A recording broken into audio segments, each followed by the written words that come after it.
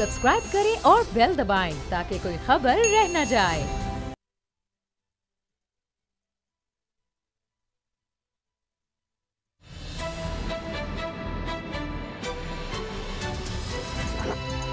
अब पता चला। बिस्मिल्लाहिर्रहमानिर्रहीम, अस्सलाम वालेकुम। मैं हूं मोहम्मद उसामा गाजी और आप देख रहे हैं अब पता चला। आज बहुत सी अहम खबरें हैं, हर एक पर हम बात करेंगे। खास तौर पर जो वीडियो स्कैंडल था, आज सुप्रीम कोर्ट में उसकी पहली समाअत थी। अटॉर्नी जनरल को भी बुला लिया गया है, उनसे जवाब तलब किया गया है कि किस हद तक इस पर सुप्रीम कोर्ट को जाना चाहिए। लेकिन कुछ चीज़ें वाज़ेह हो रही हैं रिमार्क्स से, जो मोअज़्ज़िज़ अदलिया की जानिब से रिमार्क्स आ रहे हैं। उसमें यह कि तीन सूरतें हो सकती हैं। बज़ाहिर ऐसे लग रहा है जैसे कि एक तो इस्लामाबाद हाई कोर्ट में मामला है, वही इस वीडियो को देखे। फिर ये भी हो सकता है कि शायद ये देखा जाए कि जो फाइनल आर्गूमेंट्स हैं वो दोबारा देखे जाएं, क्योंकि दोनों तरफ से, यानी मियां नवाज शरीफ साहब की टीम की तरफ से और नैब की तरफ से, दोनों को एविडेंस पर कोई एतराज़ नहीं है। जो एविडेंस कलेक्ट हुआ, जो सबूत सामने आए, खैर मियां साहब ने तो कोई दिए ही नहीं सबूत, ना कोई बात की, तो नैब की तरफ से भी जो आए तो उस पर कोई दो राय नहीं है। आगे फाइनल आर्गूमेंट्स, लेकिन फाइनल आर्गूमेंट्स भी रिटन हैं, उन पर भी कोई इस तरह का मसला नहीं है। तो देखते हैं कि अब सुप्रीम कोर्ट इस पर क्या डायरेक्शन देती है, क्योंकि सुप्रीम कोर्ट लग ऐसे रहा है कि फौरी तौर पर कोई खुद नोटिस वाले मामले की तरफ नहीं आना चाहती, और लेकिन साथ इसकी तहकीकात भी चाहती हैं कि सुप्रीम कोर्ट की तरफ से रिमार्क्स ये आ रहे हैं कि ये भी देखना होगा कि वीडियो बनाते हुए किसी कानून की खिलाफ वर्जी तो नहीं हुई, और अगर ये वीडियो साबित ना हो सकी अदालत में तो फिर क्या होगा। इसी बारे में हम आज बात करेंगे। बाबर डोगर साहब, असद खरल साहब मेरे साथ हैं। लेकिन इस मौजू पर आने से पहले मैं देख रहा हूं कि आज फाइलों की भरमार है असद खरल साहब के पास, और कल भी हमने देखा था, कल तो डॉक्यूमेंट्स थे, आज मैं देख रहा हूं फाइलें ही फाइलें हैं। आप शायद ना देख पा रहे हो, लेकिन कुछ 10-15 फाइल्स हैं। असद खरल साहब, फाइल्स के किस्से पर बाद में आते हैं, लेकिन पहले ये जो सुप्रीम कोर्ट में आज पहली समाअत हुई है, इसके बारे में बताएं। देखिए उसामा साहब, जिस तरह सुप्रीम कोर्ट के अंदर आज बातें हुई हैं, और मैं समझता हूँ कि chief justice of Pakistan justice Asif Saeed Khosa साहब के ऊपर हमेशा जो भी सीनियर वकला हैं, या हम एज ए रिपोर्टिंग भी अगर करें सुप्रीम कोर्ट में जाके, तो उनके फैसलों के अंदर जिस तरीके से एक दानाई, हिकमत, ज़ाहिर बात है जुडिशल तो होते ही हैं, लेकिन बहुत वो चीज़ें भी उसमें नज़र आती हैं जो कि जिस तरह आइंदा आने वाली जो चीज़ें होती हैं वो भी उनके फैसलों के अंदर हमें नज़र आती हैं, जो कि जिन फैसलों की सदियों नज़ीर दी जाती है, ना सिर्फ पाकिस्तान में बल्कि दुनिया के मुहज़्ज़ब ममालिक में, बरतानिया हो, बहुत सारे ममालिक हों।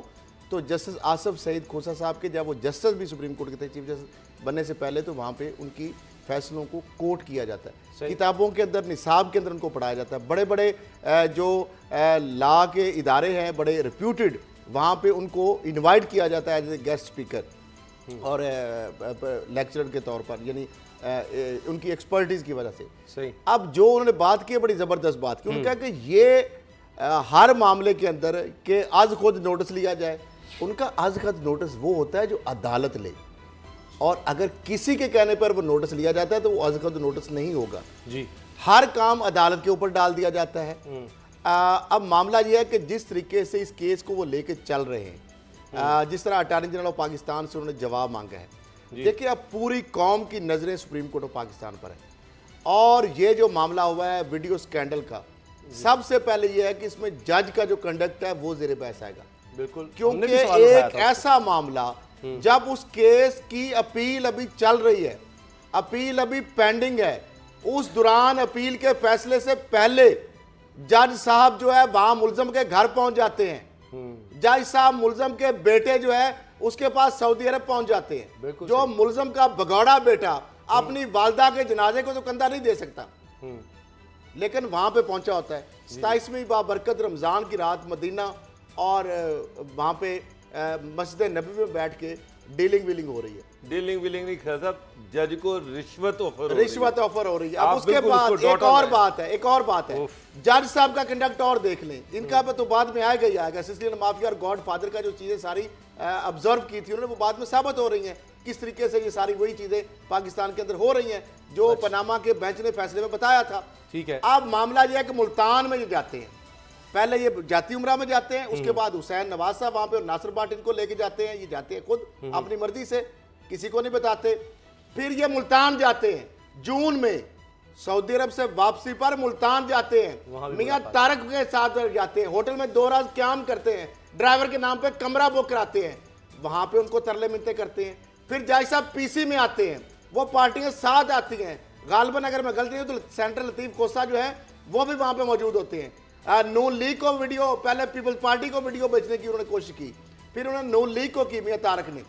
अब ये जज साहब जो है ये अपनी एक तरफ तो भीख मांग रहे हैं, एक तरफ ब्लैकमेल हो रहे हैं, एक केस के अंदर उनको एक्विट कर रहे हैं और एक केस के अंदर आधी सजा दे रहे हैं। एक तो हो गया जज साहब का कंडक्ट, जी जी, उसके बाद आ गया नवाज शरीफ साहब का कंडक्ट। एक मुल्जम जज को इन्फ्लुएंस कर रहा है, उसको कह रहा है मेरी मर्जी के मुताबिक चीजें करो, मुझे जो अपील मैंने की हुई है, जो केस के अंदर कमजोरियां हैं मुझे डिक्टेट कराओ, ताकि जो फैसले में एक में मुझे ऑलरेडी बरी कर चुके हो, दूसरे में जो आधी सजा दी है वो भी खत्म करने के लिए मुझे उसके पॉइंट्स बताओ।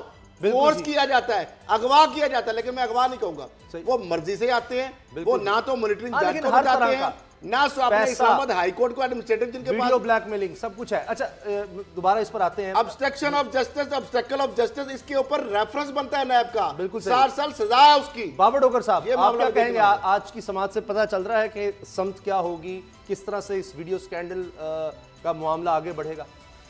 उसामा साहब, एक तरफ तो जज साहब का मिसकंडक्ट है, उस पर डिस्कशन होगी, वीडियो टेप मंगवाई जाएगी, लेकिन इसमें जो सबसे अहम चीज़ है वो ये है कि जिसने वीडियो बनवाई नासिर भट्ट साहब, कोर्ट उनको भी बुलवाएगी, तो क्या वो जज के सामने पेश होंगे? क्या वो सुप्रीम कोर्ट के सामने आएंगे? अगर कमीशन बनाया जाता है क्या वो कमीशन के सामने पेश होंगे? ये सबसे बड़ा सवाल है। और मरियम तो जिन्होंने प्रेस कॉन्फ्रेंस की, जिन्होंने इसकी तशहीर की, वो भी आएंगी, लेकिन सबसे पहले जो सवाल है उसका फोरेंसिक ऑडिट, उसके बाद जिसने बनाई उसकी स्टेटमेंट, ये सबसे अहम चीज है। और आप खबर ब्रेक कर चुके हैं कि फोरेंसिक ऑडिट में ये वीडियो जाली साबित होगी, इसमें डॉक्टर्ड है, तो कभी असली साबित वो तो असली साबित हो ही नहीं सकती। आवाज अलहदा है, वीडियो अलहदा है, और ऑडियो अलहदा है, वीडियो अलहदा है, दोनों को सिंक किया हुआ है। लेकिन सबसे बड़ा सवाल ये है, क्या नासिर भट्ट साहब नवाज शरीफ की मोहब्बत में लंदन से पाकिस्तान आएंगे? वो बंदा जिसके यहाँ पर कोर्ट में, अदालतों में 4 मर्डर के केसेस हैं, उसके बाद उसने एक जाली वीडियो बनाई, एक गलत वीडियो बनाई, क्या नासिर भट्ट साहब पाकिस्तान आएंगे? क्या PMLN ये साबित कर पाएगी नासिर भट्ट की गैर मौजूदगी में कि ये वीडियो असली है? कमीशन के सामने तो बहुत सारी चीज़ें हैं, बहुत बड़ा पिंडोरा बॉक्स खुलेगा, उसमें इस चीज़ पे भी डिस्कशन होगी कि मियाँ साहब के पास जज साहब क्यों गए, मियाँ साहब जज साहब को क्यों मिले। मसला ये है कि नासिर भट्ट साहब अगर जज साहब को लेके जा रहे हैं तो मियाँ साहब की आशीर्वाद से लेके जा रहे हैं। मियाँ साहब उस वक्त एक मुलजिम है, जेल में है, वो उस वक्त उनसे मुलाकातें हो रही हैं, ये सारी चीज़ें साबित होंगी। लेकिन खुसरा साहब का एक बड़ा अहम पॉइंट है जो आज उन्होंने कहा, उन्होंने कहा कि इस सारे इशू में इस चीज़ पे इख्तराज नहीं है कि जज साहब ने जो सज़ा सुनाई वो गलत है, इस पे कोई एतराज़ नहीं है, किसी पार्टी का एतराज़ नहीं है। अगर जज साहब का बयान हल्फी पढ़ा जाए, उन्होंने कहीं ये नहीं कहा कि जनाब कि ये जो मैंने सज़ा सुनाई थी ये गलत थी या मेरे ऊपर प्रेशर था। वीडियो जो है उसमें वीडियो का असली साबित होना अभी बाकी है, उसका फोरेंसिक ऑडिट होना अभी बाकी है, नासिर भट्ट साहब की स्टेटमेंट अभी बाकी है।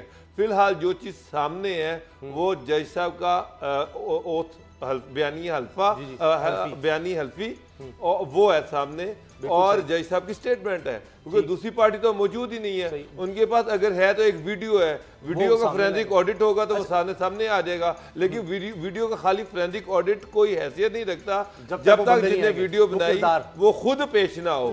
तो अब ना वो पेश होना है ना वीडियो असली साबित होनी है। नहीं डॉक्टर साहब, इससे एक भयानक मामला ये है कि नेशनल अकाउंटेबिलिटी ऑर्डिनेंस के तहत ये जो ऑलरेडी भी बात की गई थी सुप्रीम कोर्ट की जजमेंट के अंदर भी कि hindrance in investigation, obstacle in justice, जो आप इंसाफ के रास्ते में रुकावट बनना, जज को ब्लैकमेल करना, जज को उस वीडियो का के जरिए आप ब्लैकमेल कर रहे हैं, और वो जो एफिडेविट है उसके अंदर वो एडमिट भी कर रहे हैं कि मुझे वो वीडियो दिखा के ब्लैकमेल किया जा रहा था, मुझे ब्लैकमेल किया गया। उसका अमली सबूत ये है कि वो मुलजम के घर पहुंचे। उसका अमली सबूत ये है कि सऊदी अरब के अंदर वो जाके मुलजम के भगोड़े बेटे को मिले, नासिर जंजुआ, नासिर भट्ट, खुरम यूसुफ, उसके बाद बाकी जो मियां तारक, ये सारा जो गैंग है, मरियम साहिबा ने जिस तरह डॉन लीग्स वजीर आजम हाउस के अंदर बैठ के बनवाई, उसकी वो मास्टर माइंड थी। इसी मामले के अंदर वो ना सिर्फ मास्टर माइंड है, जब उन्होंने प्रेस कॉन्फ्रेंस की उस वीडियो की बुनियाद को जो टोटों को जोड़ा गया और उनका मेरे पास और भी बहुत सारी वीडियो है और भी बहुत सारी ऑडियो रिकॉर्डिंग है। इसका मतलब यह है आपने एक ट्रैप बिछाया, आपने जज को ब्लैकमेल करने के लिए आप हर हद तक गए, आपने उस वीडियो को खरीदा, उसके बदले V8 गाड़ी दी, आपने 3 करोड़ का चेक दिया जो बाद में डिसऑन भी हो गया। मामला यह है कि यह सारा जो एक प्लान था, आपका मकसद यह है जो हमेशा की तरह आप टेक्निकल जस्टिस, आप ब्लैकमेलिंग के जरिए इंसाफ लेना चाहते थे और आखिरी अरबा जो आपने खेला जज को बुला के उसकी कमजोरियों को पकड़ के सऊदी अरब के अंदर कि आप ये इस्तीफा दो, ये लिखो कि मेरे ऊपर दबाव था। और जो मरियम साहबा ने प्रेस कॉन्फ्रेंस की पूरी दुनिया ने देखी, पाकिस्तान ने देखी, उसके अंदर उन्होंने तासर क्या दिया, जैसे कि इंटेलिजेंस इदारों ने, जैसे कि ISI ने, जैसे कि MI ने या IB ने, कि जिस तरह के मुल्की सलामती के इदारों ने वो वीडियो दिखाई और उसकी वीडियो दिखा के जज साहब को ब्लैकमेल किया गया और अपनी मर्जी का फैसला लिया गया। मरियम साहबा ये कहानी सुना रही हैं, जज साहब का एफिडेविट जो सुप्रीम कोर्ट के अंदर भी मौजूद है, इस्लामाबाद हाई कोर्ट के जरिए एफिडेविट वो लिख रहे हैं कि मरियम साहबा का जो ग्रोह है, जो गैंग है, ये मेरे पास आया, इन्होंने ये कहा वीडियो, और उस गैंग की वजह से उनको मुल्तान का भी धक्के खाने पड़ रहे हैं। कभी वो सऊदी अरब जा रहे थे, कभी वो जाती उम्रा जा रहे थे, पैसों की ऑफर दी जा रही थी, धमकियां दी जा रही थी। एक सवाल मेरा, ये जो बात अभी इसद खरल साहब ने कही कि इस प्रेस कॉन्फ्रेंस का मकसद, अभी हमने अगली खबर जो है वो भी इससे जुड़ती है, उस पर आएंगे, लेकिन बाबर डोगर साहब, ये तो मुस्लिम लीग नून के दौरे हुकूमत में ये बयानिया शुरू हो गया था बनाया जाना, मीडिया को साथ मिलाकर, दीगर लोगों को साथ मिलाकर के इदारों को बदनाम किया जाए, ना सिर्फ सुप्रीम कोर्ट बल्कि ये नून लीग के दौर में हो रहा था जब पनामा आ गया, उस वक्त भी, उससे पहले भी, बाकी इदारों को भी किसी ना किसी तरह इन्वॉल्व किया जाए, डॉन लीग्स, और वो अब तक चल रहा है कि ये प्रेस कॉन्फ्रेंस का मकसद भी यही था। ये मुसलसल ये हो रहा है, ये खत्म, मैं थक गया हूं, तंग आ गया हूं मैं ये सुन सुनकर ये बातें कि जनाब इसके पीछे को और है, कभी खलाई मखलूक, कभी जनाब जिन्होंने जो सिलेक्ट करके लाए, ये सब बातें झूठ पे झूठ पकड़ा जाता है, लेकिन ये बाज ही नहीं आते। उसामा साहब, निहाल हाशमी की तकरीर आपको याद है? ये तो बेचारा एक सेशन जज जो डेपुटेशन पे नैब में गया हुआ है, वहाँ वो ये केस सुन रहा है, और उसकी क्या बेचारा, और केस असल आप देखें कि सुप्रीम कोर्ट की जो जजेस हैं उनको निहाल हाशमी किस तरह से थ्रेट कर रहे हैं कि जनाब हम आपको इबरत का निशान बना देंगे। ये अल्फाज निहाल, उनके बच्चों को अगर वीडियो बच्चों के लिए तो फिर यही होगा जी, सुप्रीम कोर्ट पार्टी बन गई। फिर ये उस वक्त था जब पनामा केस चल रहा था, तो ये निहाल हाशमी की ये लैंग्वेज थी और उससे ये कलवाया गया था। उसके बाद दानियल अजीज की जो लैंग्वेज थी, तलाल चौधरी क्या कह रहे थे कि मियां साहब ये जो बुत है इनको उठा के सुप्रीम कोर्ट से बाहर फेंके, तो उस वक्त ये डायरेक्ट थ्रेट कर रहे थे सुप्रीम कोर्ट ऑफ पाकिस्तान को, जो पाकिस्तान की सबसे बड़ी कोर्ट है, उसको अगर ये डायरेक्ट थ्रेट कर सकते हैं तो एक एहतसाब कोर्ट का एक जज जिसकी एक वीडियो टेप इनके हाथ में लगी हो, तो आप सोचेंगे कहां तक जा सकते हैं। इन्होंने तो serving chief justice Lahore high court पर प्रेशर डाला, मलिक क्यों पर प्रेशर डाला, ये तो इसके पुराने आदी हैं। जस्टिस सजाद अली शाह जो थे उनको किस तरह से हटाया गया वो तारीख आपके सामने है।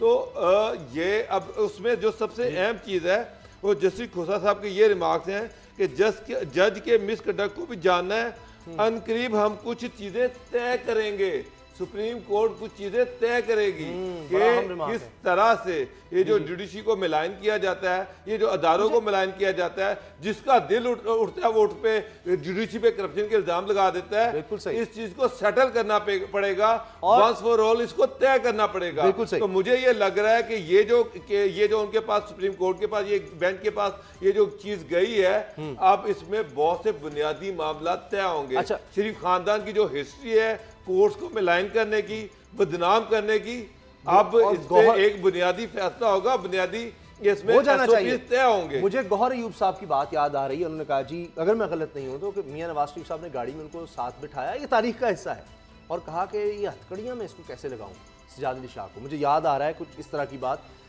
है, सही मुझे ऐसा ही है ना जी। बात उन्होंने की थी, आपने सेक्रेटरी कानून को भी कहा था कि इसको हम गिरफ्तार करना चाहते हैं। चीफ जस्टिस थे सुप्रीम कोर्ट के, जिनको कहा कि आर्मी स्टाफ को नवाब शाह लगाऊं इसको कैसे। आर्मी चीफ में जनरल जो परवेज मुशर्रफ थे, army chief general Parvez Musharraf को नवाब शाह जब रेस्ट हाउस उतारा गया, पंजाब से एलीट फोर्स के नौजवान वहां पे गए हुए थे और आईजी सिंध राना मकबूल थे। मुशर्रफ आर्मी चीफ को गिरफ्तार करने का मनसूबा बनाया था, आपको पता है? वहां पे गिरफ्तार बकायदा फौज और एलीट फोर्स आमने सामने थी नवाब शाह रेस्ट हाउस में।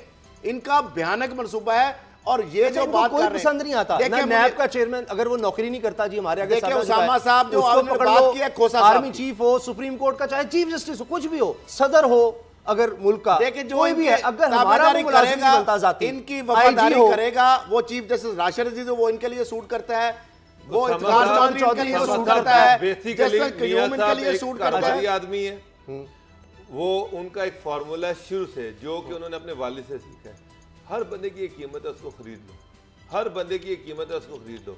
इन्होंने जुडिशरी में लोगों को खरीदा, इन्होंने ब्यूरोक्रेसी में लोगों को साहब ये नहीं खरीद सके, पनामा के 5 जजों को नहीं खरीद सके, ये जेआईटी मेंबरान को नहीं खरीद सके, तभी तो बेशक जो भी हो गया जज अरशद मलिक को अल्टीमेटली नहीं खरीद सके। बिल्कुल सही। सिराज अली शाह रफीक तारड़ जो प्रेसिडेंट थे वो ब्रीफकेस किसके पास लेके गए थे? तो उन्होंने पैसे से नहीं मांगा। जरदारी साहब के जरदारी और बेनजीर भुट्टो जो थी उनको अंदर डाला गया, उनके खिलाफ किस तरह पैसे दिए गए। अच्छा अगली खबर पे जाने से पहले चीफ जस्टिस साहब ने बात की उसके ऊपर छोटी सी, चीफ जस्टिस साहब ने रिमार्क्स दिया है ना कि इसको सेट होना पड़ेगा। मेरा ख्याल है अगर जस्टिस राशिद जी चीफ जस्टिस घर गए, जस्टिस अफजल गुरुम उस वक्त अगर शहबाज शरीफ साहब, नवाज शरीफ साहब और सैफ रहमान के खिलाफ जो पब्लिक ऑफिसर थे, जो जजों को ब्लैकमेल कर रहे थे, उनके खिलाफ कार्रवाई तो नहीं हुई, वो वजीर आजम और वजीर आला और अटॉर्नी जनरल बनते रहे। काश ये आज भी पैरामीटर अब हो जाए, तो कम से कम जो मेरा ख्याल है जो सिसिलियन माफिया है ये पैरामीटर अब अच्छी बात होने सबके लिए मेरा ख्याल है कि होने चाहिए। ये बताता है कि जनाब पहले उनको कहा कि हमने तुम्हें लगाया था, वो कितनी बड़ी बात है। फिर कहा नहीं पैसे ले लो, फिर उनके पास केस लेके गए, खुद ये केस लेके, और फिर कत्ल के बाद कहा कि अच्छा नहीं तुम्हारे पास वीडियो भी है तुम्हारी, तो ये सब कुछ होता रहा।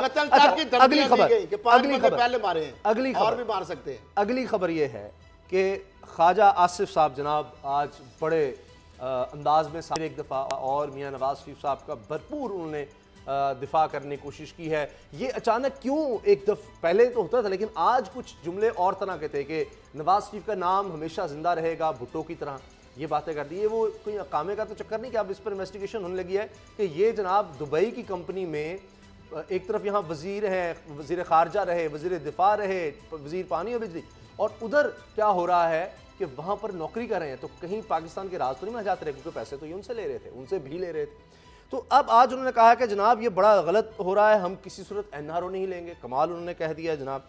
फिर राना सनाउल्लाह साहब के लिए उनके हक में वो नजर आए हैं, ज़रा रिपोर्ट देखिए क्या होता रहा है आज। जो बात ख्वाजा आसिफ साहब ने कही उस पर भी ज़रा ज़रूर रोशनी डालें, और ख़ास तौर पर जो उन्होंने आज़ादी इजहार राय और सहाफ़त के बारे में कहा। जी मीडिया पाकिस्तान का 5वां सतून है, सहाफ़त की वजह से मुल्क में जमहूरियत कायम है, और जनाब इस पर कदगन लगाई जा रही है। ये उनको आज बड़ा याद आ रहा है, अपने दौर में तो वो फ़ौरन बंद कर देते थे। और अभी जिस तरह असद खरल साहब फरमा रहे थे जब ये रिपोर्ट भी चल रही थी कि जनाब वो तो जियो के प्रोग्राम, हामिद मीर साहब के प्रोग्राम में बैठ कर वो कहते रहे कि जनाब आप गद्दार।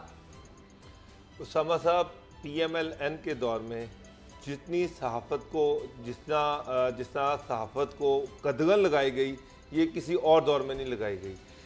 जियो उनका फेवरेट बच्चा था, जियो को जिस तरह से नवाजा गया ये सबके सामने है। उसके बाद आप देखें कि जिस तरह आज ये कह रहे हैं कि जनाब आके जनाब सहाफ़त पे पाबंदी है, सहाफ़त पे कदगन है।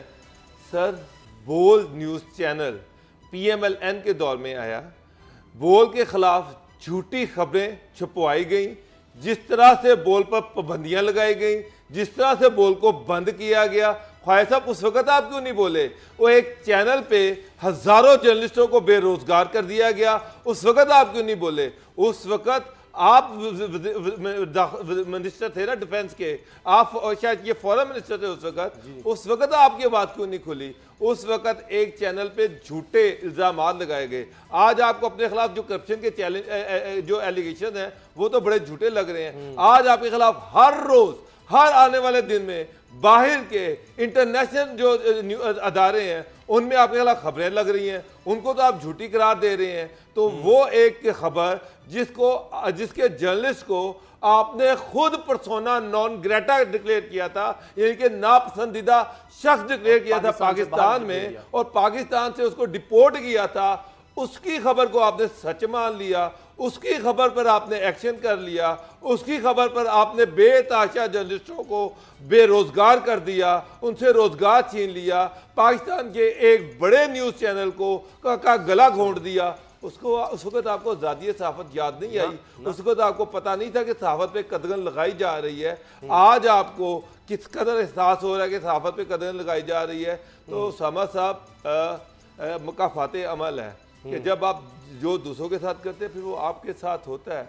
इन्होंने तो एक झूठी खबर पे एक्शन लिया था, आज सच्ची खबरें लग रही हैं, अखबारात प्रूफ के साथ आ रहे हैं। उस वक्त जो न्यूयॉर्क टाइम्स था उसके पास कोई प्रूफ नहीं था बोल के खिलाफ, एक कनकॉटेड खबर थी, किसी कोर्ट में वो साबित नहीं हो सकी। डोगर साहब वो एक स्क्रिप्ट था जो 2 मीडिया मालिकान ने बना के दिया था।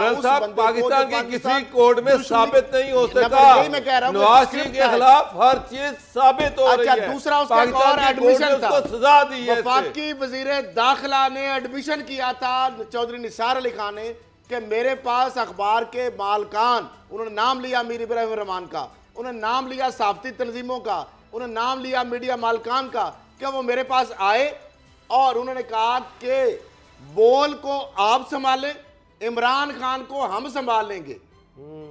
जब नून लीग की हुकूमत थी, वजीर दाखिला चौधरी निसार साहब थे और उनका इमरान खान को हम संभाल लेंगे, सारे मीडिया मालिक मिलके, सिर्फ आप बोल को संभाल लें। उस स्क्रिप्ट के ऊपर शब खून मारा गया, चूल्हे बंद किए गए।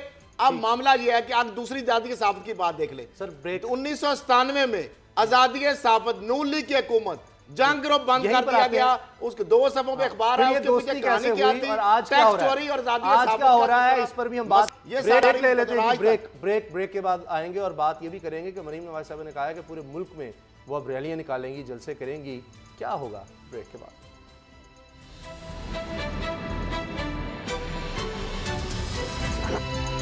अब पता चला।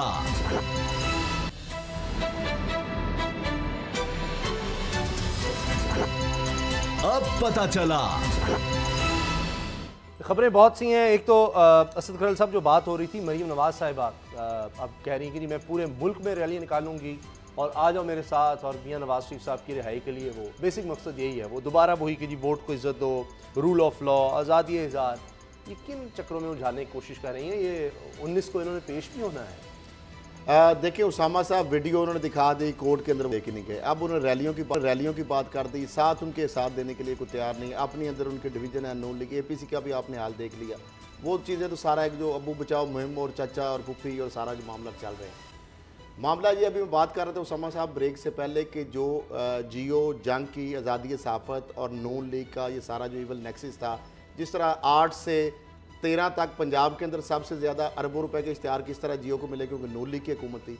फिर उसके बाद अगर आप 13 से 15 तक जब पंजाब और मरकज़ में हुकूमत थी, अरबों रुपए के इश्तिहार सबसे ज़्यादा जियो को दिए गए। जियो हमेशा करता ये है, जंग और जियो ग्रुप का हमने माजी देखा है, डोगर साहब ने वहाँ पर काम भी किया है कि जब इनको टैक्स चोरी के 97 में नोटिस आते हैं, नून लीग की हुकूमत होती है, नवाज शरीफ साहब वज़ीर आज़म होते हैं, तो इन्होंने एकदम कब्रें बनाना शुरू कर दी। उनका आज़ादी सहाफ़त का मसला हो गया।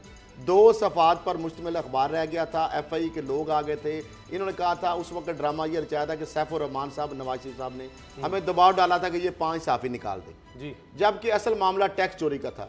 98 में फरवरी 98 में जब इनके पास मटीरियल आता है शरीफ फैमिली के खिलाफ और शकील रहमान साहब लाहौर आते हैं, शरीफ फैमिली से इनकी मुलाकात होती है। उसके बाद ये आज़ादी के सहाफ़त का भी जो कब्रें भी बंद हो जाती हैं, उसके बाद अखबार भी पूरे सफ़ों पे आ जाता है। वो टैक्स चोरी का मामला, ये मेरे पास फाइलों का अंबार लगा हुआ है। इनके टैक्स बड़ी बड़ी वारदातों की, ये नैब के अंदर, FIA के अंदर, FBR के अंदर, ये मेरे पास डॉक्यूमेंट्री एविडेंस मौजूद हैं।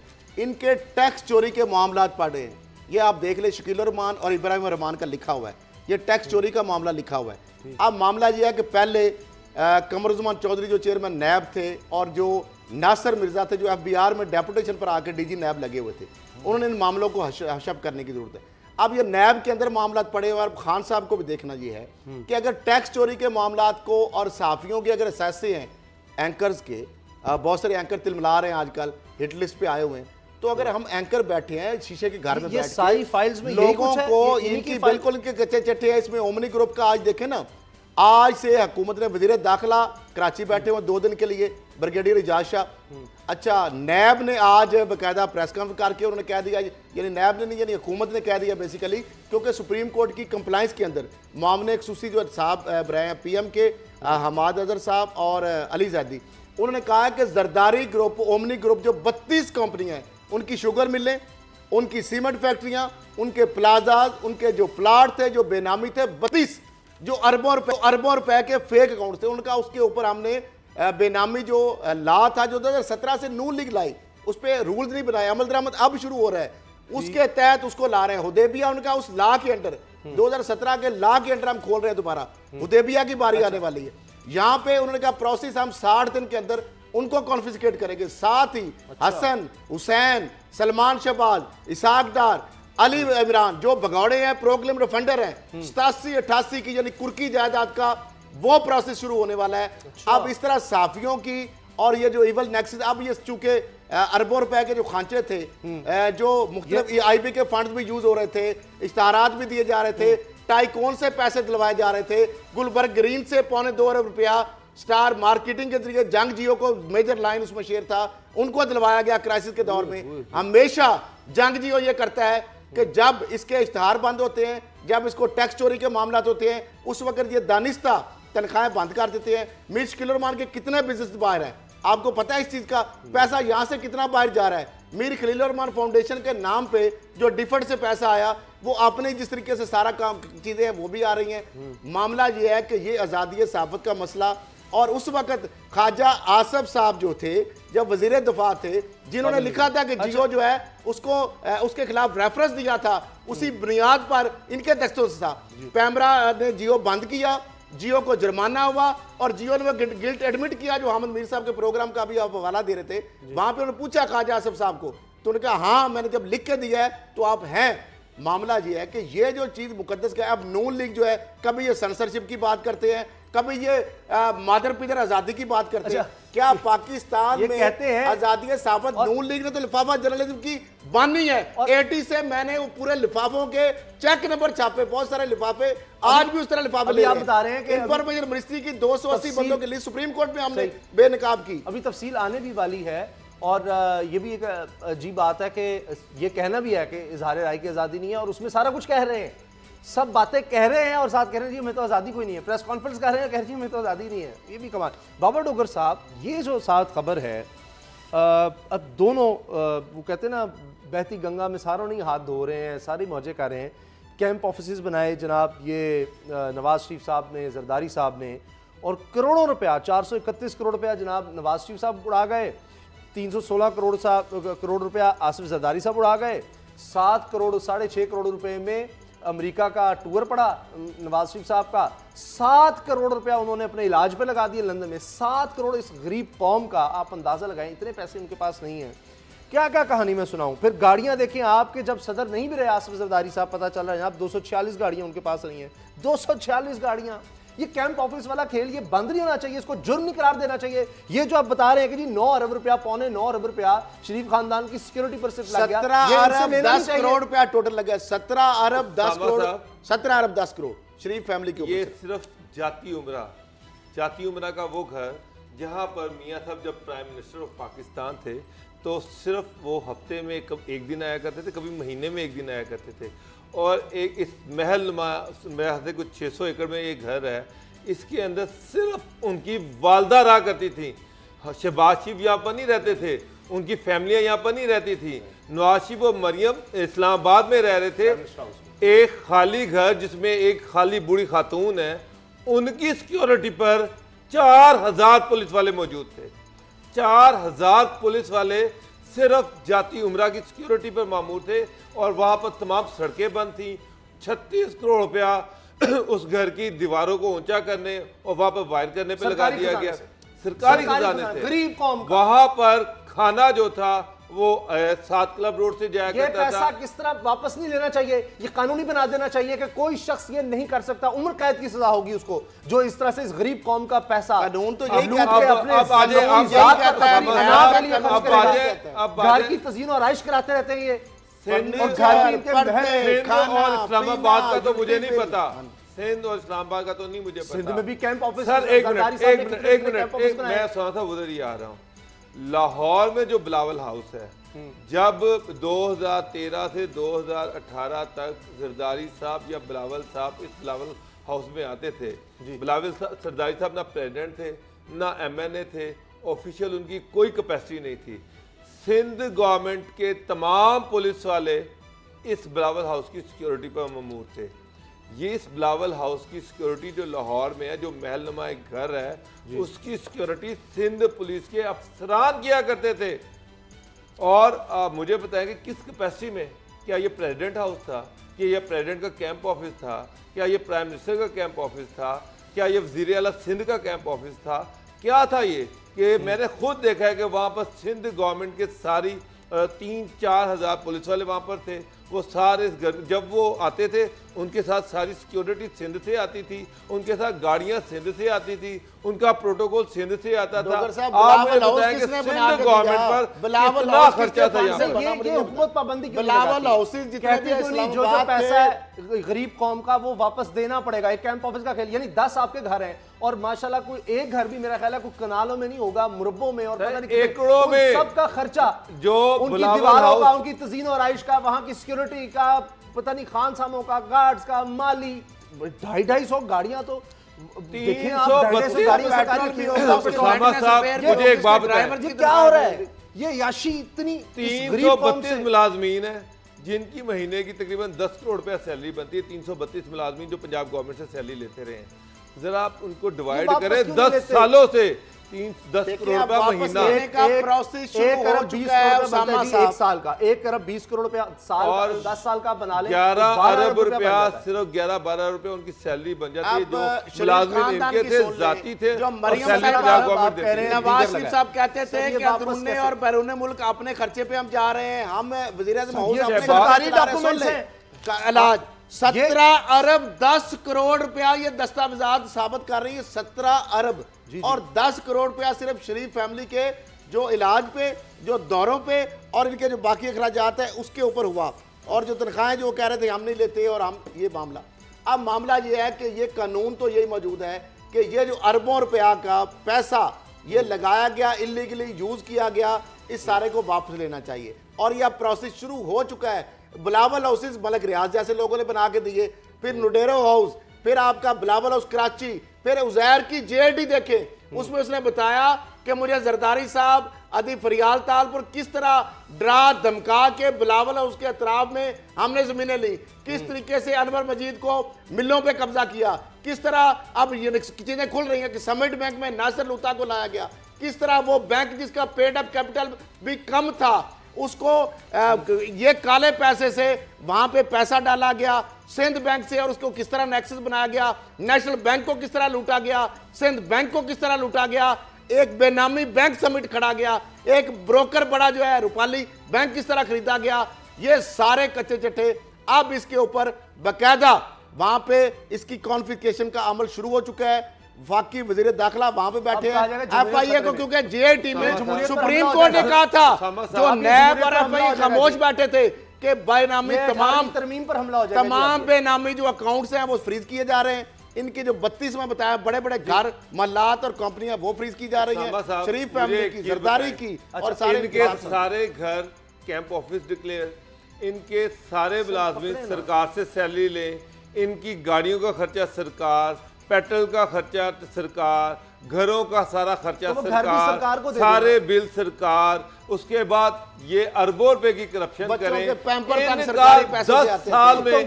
10 साल में इनका एक खर्चा नहीं, ये सरकारी जुआई बने हुए थे, हर चीज सरकार, इनके जो घरों के टॉयलेट के टिश्यू पेपर थे वो भी सरकारी थे। सदीकुल फारूक चेयरमैन बनाया वैक्यू ट्रस्ट का और 28 कनाल 13 मरले वैक्यू ट्रस्ट की प्रॉपर्टी पे रातों रात पुलिस लाइन खड़ी कर दी।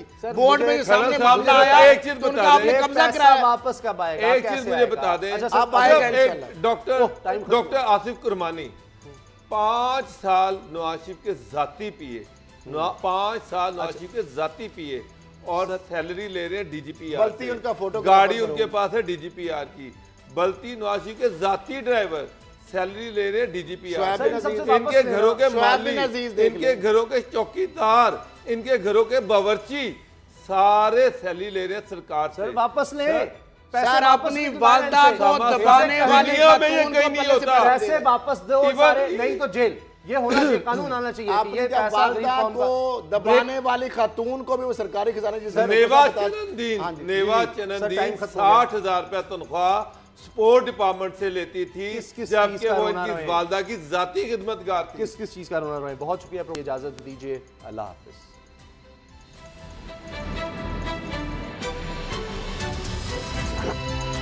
अब पता चला। सब्सक्राइब करें और बेल दबाएं ताकि कोई खबर रह न जाए।